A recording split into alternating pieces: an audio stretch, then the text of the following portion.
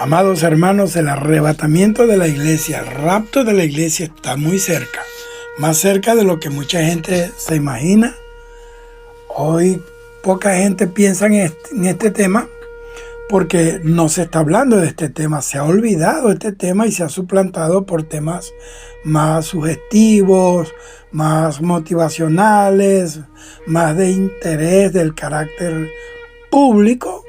Ese carácter público social que está muy alejado siempre de la acera donde camina la doctrina sana del Señor. Luego del rapto de la iglesia vienen dos eventos trágicos a la tierra, que son la Tercera Guerra Mundial y un terremoto mundial. Y es comprensible que estos temas generen pues incomodidad en mucha gente, una sensación de inquietud en muchas personas. La narrativa de los eventos del fin de los tiempos, esto ha preocupado a la humanidad. Y no desde ahora, desde hace siglos y especialmente dentro de la escatología cristiana. Por eso es necesario dar el orden de estos eventos. Primero, el rapto de la iglesia. Y el rapto es el momento en el que el creyente o los creyentes son arrebatados por el Espíritu Santo al cielo para entregarnos en las manos de Jesús en las nubes del aire y estaremos siempre con el Señor. Luego de esto, inmediatamente se instaura la gran tribulación. Es un periodo de 7 años que están asociados a conflictos globales, a hambre, terremotos y desastres naturales. Luego vienen los conflictos armados, que se mencionan guerras en gran escala, como la guerra de Gog y Magog o la guerra del Armagedón. Son dos guerras distintas, en dos tiempos distintos, pero que sucederán en los últimos tiempos, que muchos interpretan hoy como la Tercera Guerra Mundial. Me refiero a Armagedón. El libro de Apocalipsis menciona un gran terremoto como no lo ha habido desde que los hombres han poblado la tierra, Apocalipsis 16-18. Y es interesante notar que en momentos de incertidumbre geopolítica o de crisis climática, la interpretación de estos textos suele volverse muy popular. Hoy incluso yo he oído y he visto en noticieros hablando una expresión X apocalíptico. Esto es apocalíptico. Como sociedad nosotros tendemos a proyectar nuestros miedos actuales, guerra nuclear, fallas tectónicas, en las profecías antiguas para tratar de darle un sentido a este caos. Estas visiones son muy importantes para la fe de muchas personas. Para ser bien precisos en el tema, vamos a desglosar cómo se describen estos dos eventos en las fuentes principales. Usted no la va a encontrar en otro lugar, principalmente el libro de Apocalipsis, y cómo se conectan según la interpretación de la gran tribulación. Aquí tienen los detalles de lo que menciona. Primero, la Tercera Guerra Mundial. Estos son los conflictos globales de los que habló el Señor. En la escatología no se usa el término moderno Tercera Guerra Mundial, pero se describen eventos que encajan perfectamente con esa escala.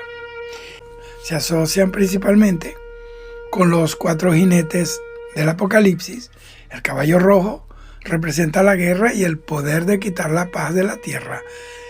Cuando suena la sexta trompeta, ahí habla de un ejército masivo de 200 millones de tropas que va a aparecer y la muerte de la tercera parte de la humanidad, el 0.33%. Luego tenemos el Armagedón, que es la batalla final, donde las naciones se van a reunir en el valle de Megido, o el valle de Armagedón, o el valle de Jezreel. inmediatamente tenemos que observar el terremoto mundial porque eso está anunciado en la palabra. Este es uno de los eventos más recurrentes y temidos de la palabra. No se describe como un sismo local, sino más bien como un evento que va a alterar la geografía del planeta. Escúcheme. La topografía mundial va a cambiar. Cuando se abre el sexto sello, ahí se menciona un gran terremoto donde el sol se pone negro como silicio y la luna roja como de sangre. Y dice que todo monte y toda isla se removió de su lugar. Apocalipsis 6, 12 al 14. Y a la séptima trompeta se describe como el terremoto más grande de la historia humana, tan fuerte que las ciudades de las naciones caerán. Dice la Biblia que caerán y las islas van a desaparecer. Apocalipsis 16, 18. Entonces tenemos que hacer la comparación de escenarios. La guerra. ¿Cuál es la descripción profética de esta guerra? Que se maten unos a otros. ¿Cuál es el equivalente moderno? Conflicto nuclear o global. Terremoto. ¿Cuál es la descripción profética? Que los montes y las islas serán removidas. ¿Y cuál es el equivalente moderno? Actividad tectónica global a nivel mundial o impacto de asteroides. Lo otro es hambre. La descripción profética es que viene una escasez extrema de trigo y cebada. Y cuando hablo de trigo y cebada, porque lo dice la Biblia, me refiero a los elementos básicos de aquellos tiempos. ¿Y cuál es el equivalente moderno? El colapso de la cadena de suministros. Entonces esto es un panorama intenso y es lógico que cause reflexión. Incluso muchos estudiosos del tema en cuestión de geología y toda esa sismología, vulcanología, la mayoría de ellos no leen la Biblia y no asocian las cosas con el cumplimiento de la profecía, sino que lo asocian como consecuencias del quiebre del orden social y del ambiente. Entonces vamos a profundizar un poco en la cronología y en la magnitud de estos dos eventos, que es donde la interpretación se pone realmente interesante. Mire la secuencia de los eventos que vienen. El orden tras el rapto suele estructurarse así. Primero, vacío de poder. ¿Por qué? Porque tras la desaparición de millones de personas, de cristianos, surge un líder global. Es decir, aparece la bestia, el anticristo, que promete paz, pero esa paz era una paz temporal, una paz ficticia, una paz engañosa. Lo segundo, viene la guerra global, porque el caballo rojo rompe ese tratado de paz que firmó el anticristo con Israel y las naciones. Muchos estudiosos creen que esto se refiere a una tercera guerra mundial por los recursos o por el control totalitario del mundo. Tercero, el gran terremoto. Este no es un sismo común. Se describe como una sacudida que va a afectar la placa tectónica global. En el mundo entero se va a sentir este terremoto en todos los rincones de la tierra. Desde el punto de vista técnico y bíblico, este evento tiene características únicas. Óigame, primero, que es de alcance universal. A diferencia de un terremoto en una falla específica como la falla de San Andrés, este se describe como algo que mueve cada montaña, la desaparece y que remueve las islas de la tierra. Este nivel de destrucción podría ser causado por el impacto de un cuerpo celeste como el ajenjo mencionado en Apocalipsis, o por un desplazamiento de la corteza terrestre. Y tengo que hablar de los 3 terremotos clave del Apocalipsis, porque existen 3 momentos distintos donde se mencionan sismos que van a ser devastadores. Cuando se abre el 6º sello, dice que el sol se va a oscurecer y la luna se vuelve roja. ¿Cuál va a ser el impacto? Que las personas se van a esconder en cuevas por el temor. Le van a decir a la montaña que caigan sobre ellos. La 7ª trompeta, cuando suene esa 7ª trompeta, ocurrirá un gran terremoto acompañado de granizo grande. ¿Y cuál es el impacto? Que ocurre justo antes de que se abran los juicios finales de que habla Apocalipsis. Y al toque de la 7ª trompeta, el evento cumbre. ¿Y cuál es el impacto? Que las ciudades del mundo colapsan por completo.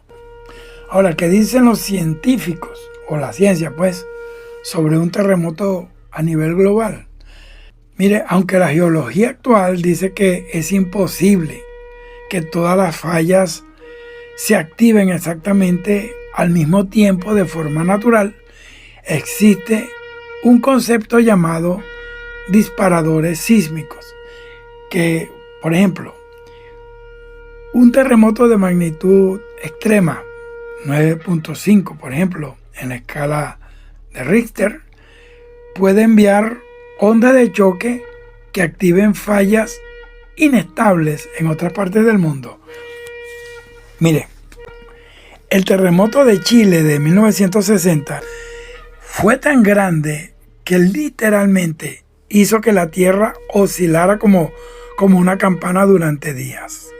Ahora, lo que describe el Apocalipsis será una versión como la del terremoto de Chile, pero multiplicada de ese fenómeno. Científicamente, para que ocurra un sismo así, de esta magnitud, así de masivo, se necesitaría una falla que le diera la vuelta a casi toda la Tierra o una fuerza externa como el impacto de un asteroide masivo. Por eso, en el contexto bíblico, se describe este evento como sobrenatural. ¿Por qué? Porque va a romper las leyes normales de la geología que conocemos hoy. Si ocurriera un terremoto de magnitud 10 grados o más en la escala de Richter, estaríamos entonces hablando de lo que la ciencia llama el megaterremoto. Miren lo que va a suceder físicamente, paso a paso. Primero, la duración del sacudimiento de la Tierra. Un terremoto normal dura 2 segundos, pero un evento de magnitud 10 grados o más podría hacer que la Tierra temblara violentamente, que se sacudiera durante 10 a 15 minutos seguidos, sin descanso. Imagínese usted que un terremoto que dura 3, 4, 5 segundos hasta un minuto, mira el desastre que deja. Imagínese usted un terremoto de 15 a 20 minutos. Entonces es imposible mantenerse en pie porque las personas serían lanzadas al suelo por el efecto de la aceleración vertical. Segundo, está el efecto que causaría en las ciudades, porque toda causa tiene un efecto. ¿Cuál es? El colapso total. Ningún código de construcción en el mundo, bueno, ni siquiera lo tiene Japón o China, está diseñado para un terremoto de 10 grados. Los edificios no solo se caerían, sino que se desintegrarían por la fatiga del material tras ese sacudón, tras tantos minutos de movimiento de la Tierra. Y entonces se produce lo que se conoce como licuefacción. ¿Qué es esto? Es cuando el suelo se va a comportar como si fuera arena movediza y los edificios enteros se van a hundir en la tierra antes de desmoronarse. Mire, esto va a ser tremendo. Y yo estoy hablando de estos temas porque yo sé que estos temas a alguien va a interesar, a alguien va a inquietar. Vienen cambios geográficos inmediatos. Fíjese, los tsunamis que vienen son globales, porque se van a generar por causa del terremoto olas de cientos de metros de altura que van a cruzar océanos enteros a una velocidad increíble y van a borrar ciudades enteras en las costas de la Tierra en cuestión de minutos. Y esto va a producir innegablemente una alteración del eje terrestre. Mire, un sismo de esta magnitud tiene suficiente energía para alterar la rotación de la Tierra, acortando ligeramente la duración del día, como pasó en menor escala en 2010 y en 2011. Fíjense que con el terremoto de Japón de 2011, dicen los científicos que el eje de la Tierra se movió 17 centímetros y eso produjo una aceleración en la rotación de la Tierra, y al la Tierra rotar más rápido, obviamente que los días serán más cortos. Ahí se cumple la palabra de Dios. Y por efecto de todo este fenómeno viene un desplazamiento de las islas, como dice el texto bíblico sobre que las islas huyeron. Es decir, que el fondo marino se va a elevar o se va a hundir tanto que la geografía de los mapas actuales quedará obsoleta. La Tierra será irreconocible porque, como les dije, va a cambiar su rostro, su figura, va a cambiar su topografía. Ahora, ¿por qué se conecta con la Tercera Guerra Mundial? Porque estos dos eventos están vinculados por una relación de causa y efecto. La guerra será como un detonante, porque algunos teóricos hablan, dicen o sugieren que el uso masivo de armas nucleares de gran potencia puede desestabilizar las placas tectónicas que ya de paso ya están bajo presión. Yo vi hace poco, creo que hace un par de años, al dictador loco de Corea del Norte probando una bomba nuclear bajo la tierra. La hizo explotar bajo la tierra y obviamente que esa explosión atómica va a mover, va a sacudir las placas tectónicas y eso va a pasar factura. Por eso la Biblia dice en Apocalipsis que Dios viene para hacer juicio, para juzgar y condenar a aquellos que destruyen la tierra. Lo segundo es el terremoto, como que va a operar más bien como un gran freno, como un machine break. ¿Por qué? Porque un desastre natural de esta magnitud va a detener en seco cualquier guerra. Bueno, porque ningún ejército puede operar si sus bases satélites y sus comunicaciones han sido tragadas por la tierra o están bajo las aguas. Por eso yo quiero hacer un resumen del escenario post-rapto. ¿Cómo será luego del rapto? La Tercera Guerra Mundial. ¿Cuál es la consecuencia humana? Caos político y hambruna. ¿Cuál es la consecuencia física? Destrucción de infraestructura. El terremoto de magnitud 10 grados. ¿Cuál es la consecuencia humana? Va a haber un pavor universal y un colapso total. ¿Cuál es la consecuencia física? Que va a haber un cambio del relieve terrestre. Entonces, esto es un escenario que parece sacado de una película de ciencia ficción como esa de Steven Spielberg. Me recuerdo la película esa basada en las profecías mayas que proyectaron en el 2012, se llamaba 2012, por cierto, donde decía que para el 2012 se acabaría la Tierra, vendría el fin. Bueno, y esa película fue terrible, horrible, pero ni siquiera se acerca a la realidad de lo que va a vivir la humanidad.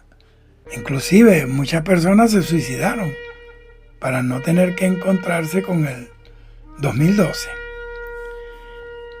Pero gloria a Dios, los que conocemos a Dios, sabemos que nuestra vida está escondida con Cristo en Dios. Y no moriré, sino que viviré para contar la obra de mi Dios. Entonces ese es un escenario terrible, pero para quienes estudian las profecías, es el cumplimiento de una advertencia antigua que Dios le hizo al hombre. Entonces, para entender quiénes son los protagonistas de este conflicto global de la Tercera Guerra Mundial, según la interpretación profética, debemos mirar hacia lo que se conoce como la coalición del norte y las potencias del oriente. En la escatología bíblica, especialmente en Ezequiel 38 y Apocalipsis 16, se mencionan nombres antiguos que hoy los estudiosos asocian con naciones modernas. Lo primero es el bloque del norte, Gog y Magog. Es la coalición más mencionada en la Biblia. Magog, Mesec y Tubal se asocia históricamente con las regiones que hoy ocupan Rusia y parte de las antiguas repúblicas soviéticas, aquella antigua Unión de Repúblicas Socialistas Soviéticas. Persia es el nombre antiguo de lo que hoy se conoce como Irán. Tenemos a Kuz y a Fud, que son regiones del norte de África, que son Etiopía, Sudán y Libia. Tenemos a Gomer y a Togarma, que son zonas que hoy corresponden a Turquía y parte de Europa Oriental. También tenemos a los reyes del oriente. Apocalipsis menciona un ejército de unos 200 millones de tropas que cruzan el río Éufrates una vez que este río se seca. De hecho, el río Éufrates se está secando. Aparte de que hay 7 represas que la van a activar para que se termine de secar, para dar paso a los reyes del oriente a invadir a Israel.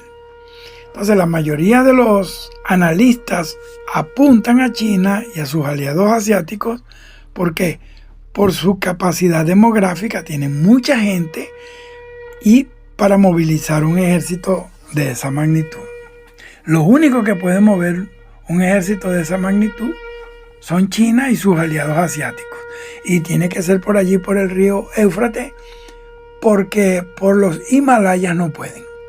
Por ahí muchos riscos, precipicios, muchas rocas, y ahí no pueden pasar toda esa infantería motorizada.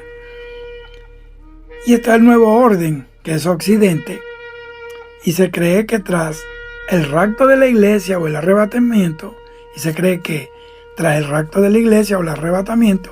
las potencias occidentales, es decir, Estados Unidos y Europa, van a sufrir un colapso social y económico, y eso le va a permitir que surja una confederación de 10 naciones, que es el bloque del anticristo, con base en la región del antiguo Imperio Romano, Europa, a la orilla del Mediterráneo. Ahora, ¿por qué viene ese colapso social y económico a Occidente? Bueno, porque millones de trabajadores de mano laboriosa ya no está en la tierra, subió a estar con el Señor, y obviamente esas manos laboriosas, bendecidas, ya no van a estar. Mire lo importante que es un cristiano, un creyente verdadero en la tierra. Ahora, ¿cuál es el rol de Rusia en este conflicto? Es liderar la invasión desde el norte. ¿Cuál es el rol de Irán? Que es el aliado principal en el Medio Oriente de Rusia. Y China y la coalición asiática, ¿cuál es su rol en el conflicto? Es el avance masivo desde el este. Y la Confederación Europea de Naciones, esa confederación global, ¿cuál es su rol en este conflicto? Es controlar la economía y sobre todo la religión mundial. Ahora, ¿cómo se llega al terremoto desde aquí, de donde yo estoy hablando? El choque de potencias va a alcanzar su punto máximo en un lugar específico de la tierra, Israel, y específicamente en el valle de Armagedón. En el momento en que estas fuerzas están a punto de destruirse mutuamente con armas nucleares. Entonces ocurre este terremoto que mencioné antes, y es como si el planeta Tierra mismo reaccionara ante la violencia humana para detener la guerra mediante un desastre natural total. ¿Por qué? Porque entonces imagínese usted, una lluvia de bombas atómicas. No quedaría nadie vivo en la Tierra, y tiene que haber gente viva que van a sobrevivir a la gran tribulación y van a entrar al milenio de Jesucristo. Las cosas son como Dios dice, no como el diablo las ha planeado. Aquí hay un detalle muy interesante, y es que el río Éufrates, que mencionan las profecías como una barrera protectora para Israel, era como una muralla natural que la protegía, debe secarse. ¿Para qué? Para que avance el ejército de Oriente, los reyes del Oriente. Actualmente está experimentando el río Éufrates una sequía impresionante, histórica. Y esto es lo que hace que mucha gente tiene que ver estos eventos con mucha atención en el día de hoy. Ahora, para los que estudian la Biblia, el rapto no ocurre de la nada, sino que viene precedido por lo que las Escrituras llaman dolores de parto. Según los textos, principalmente Mateo 24 y Lucas 21, se los recomiendo que lo lean. Estas son las señales que indican que el reloj está llegando a cero. Y esto pone al relieve la señal geopolítica. ¿Cuál es la señal geopolítica de todo esto? Israel. Para los estudiosos de la Biblia, el evento clave fue precisamente el renacimiento de Israel como nación en el año de 1948, el 14 de mayo. Entonces, esto se considera bíblicamente, escatológicamente, proféticamente, la higuera que florece. Entonces, la señal actual sería el aumento de la tensión en Jerusalén y los planes para la reconstrucción de un tercer templo. Mire, ya tienen la maqueta, tienen ya las vestiduras sacerdotales, el pectoral, tienen las piedras preciosas, están produciendo ya las vacas rojas, y ya tienen, por medio de pruebas de sangre y de ADN, los descendientes directos de Aarón. Todo está preparado para la construcción del tercer templo. Eso te habla de que el rapto está a la puerta. Está la segunda señal, que es la señal tecnológica y económica. Mire, hace siglos era imposible imaginar un control global. Hoy estas señales se asocian con conectividad total, la capacidad de que todo el mundo vea un evento al mismo tiempo. ¿A través de qué? De satélites y de internet. Usted hoy puede hablar en un punto con una persona que está en otro continente. Lo segundo es que el mundo va rumbo hacia una economía digital. Todo se está digitalizando. Esos son los avances de la ciencia para llevar precisamente a la humanidad a ese punto. Porque la idea de una marca o de un sistema sin el cual nadie puede comprar ni vender se asocia hoy con la eliminación del efectivo y el uso pues de la biometría o de un microchip. Lo tercero es la señal de la gran apostasía y del engaño. Jesús dijo que nadie os engañe. El engaño sería una de las señales características del fin del mundo. ¿Por qué? Porque se describe un tiempo donde los valores se van a invertir, hay una pérdida masiva de la fe y surge una gran confusión espiritual. Hoy vemos una periferia, hoy vemos una encrucijada de doctrinas y cuántas cosas hay. Es precisamente el cumplimiento de la palabra de Dios. Por eso necesitamos más que nunca buscar de Dios, llenarnos de su Espíritu Santo, agarrarnos del Señor para que no seamos engañados. Entonces también se menciona acá un aumento de la frecuencia de los desastres naturales, y no solo que ocurran, sino que ocurran cada vez más seguidos y más fuertes. Uno es más fuerte que el que pasó. Entonces aquí tenemos la estructura del final, o sea, la línea de tiempo del fin. Para visualizarlo mejor, así es como se conecta todo el proceso que hemos hablado. Primero, principio de dolores, pestes, rumores de guerras, sismos, terremotos en diferentes lugares. Es lo que estamos viendo hoy.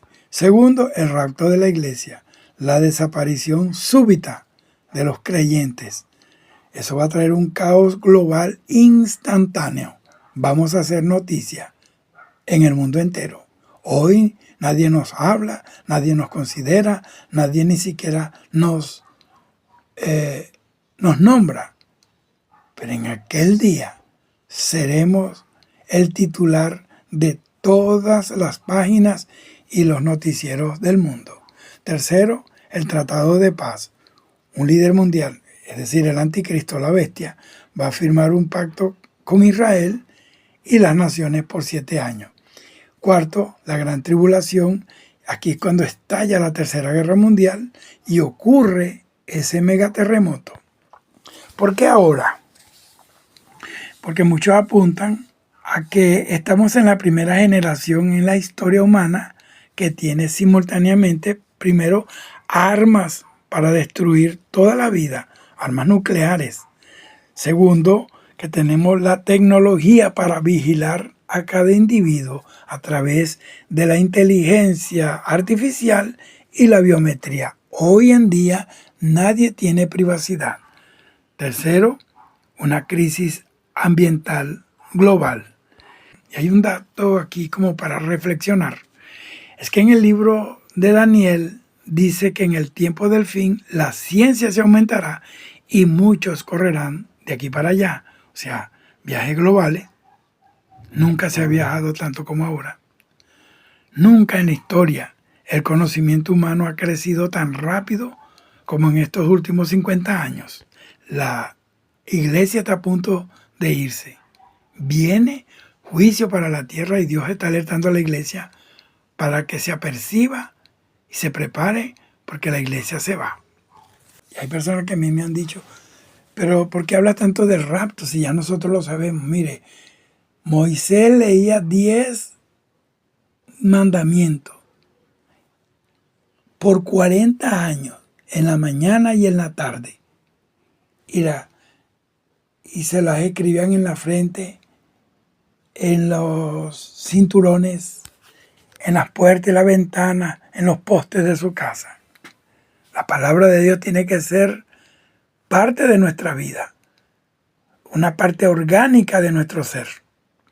Entonces el concepto del rapto o del arrebatamiento es uno de los eventos más debatidos, más odiados también por el diablo y más perseguidos por los apóstatas y por los enemigos de la fe.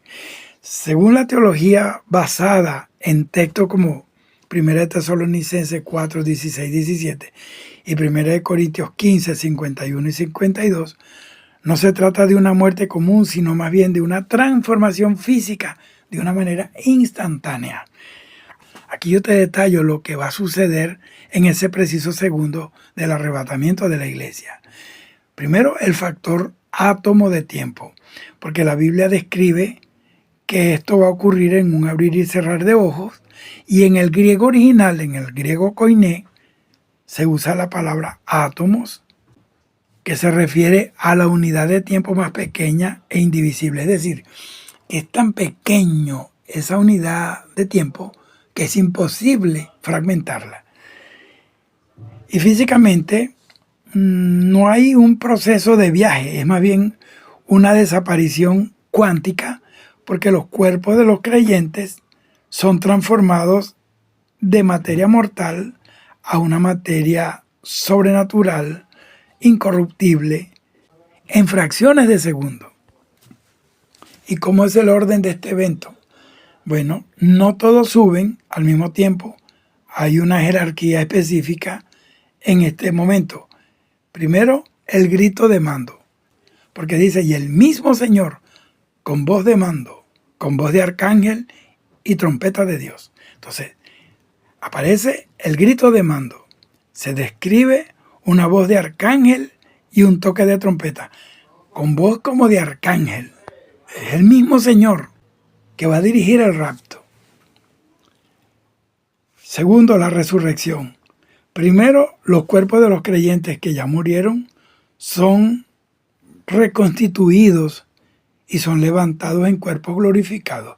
Y aunque ese creyente haya sido quemado, le haya caído una bomba atómica encima, o haya sido cremado y esparcido su ceniza, el Espíritu Santo sabe dónde está cada molécula de ese cuerpo y por la autoridad de Él va a reunir cada molécula y el cuerpo resucitará un cuerpo incorruptible.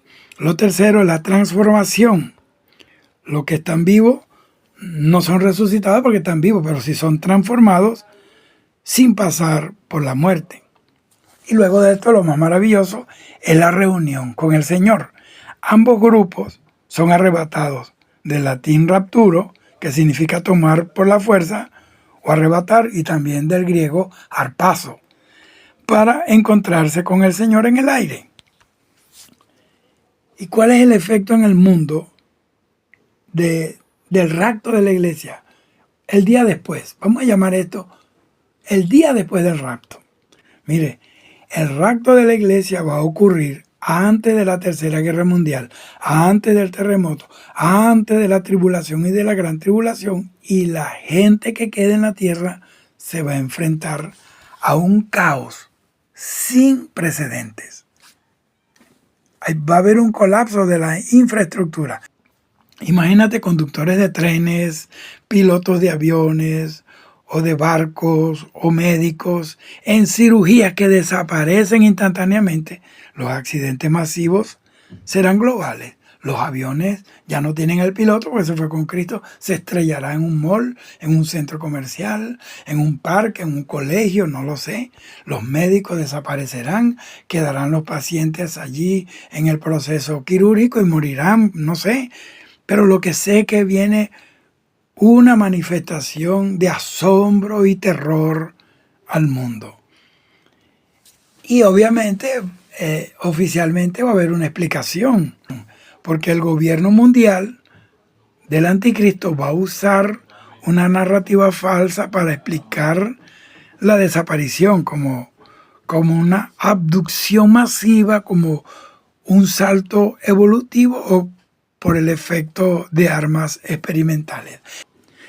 Y es entonces cuando el anticristo, con la astucia del diablo, con la astucia de la serpiente antigua, va a hablarle al mundo y le va a decir, puede decirle que vinieron los extraterrestres y nos llevaron porque éramos malos, éramos el estorbo, éramos los que siempre estábamos exhortando y reprendiendo el pecado, que éramos intolerantes, bla, bla, bla, bla, bla.